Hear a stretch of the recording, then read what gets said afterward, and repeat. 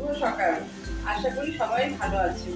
পাপিয়ার পাকশালাতে আজকে special menu অনুষ্ঠান বাড়ির মতো আলু বোখরার চাটনি। আসুন তবে দেখে নিন কিভাবে আলু বোখরার চাটনি তৈরি করি। আমি 400 গ্রামের মতো আলু বোখরা নিয়েছি।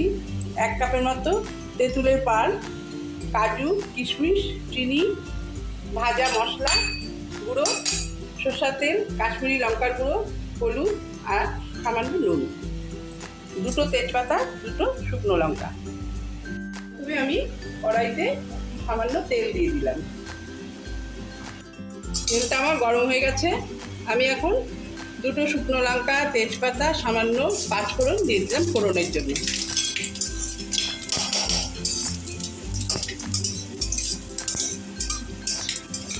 প্রথমে আমি তেঁতুলের পালটা দিয়ে দিই।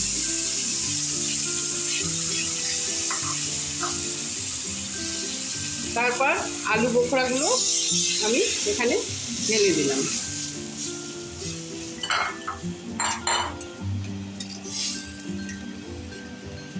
পরিমাণ মতো চিনি দিয়ে দিচ্ছি।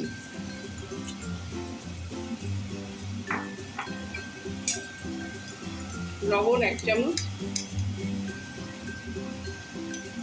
সামান্য হলুদ,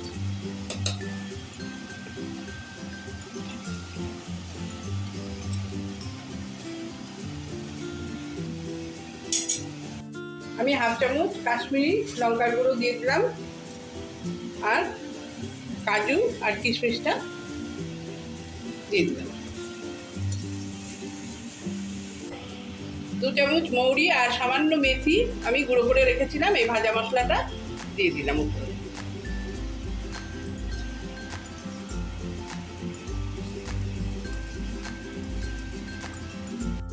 এখন আমি পাত্রে ঢেলে নিচ্ছি। ভালো লাগলে লাইক করে দেবেন এবং কমেন্ট বক্সে লিখে জানাবেন। চ্যানেলটিকে সাবস্ক্রাইব করে পাশে থাকবেন। ধন্যবাদ।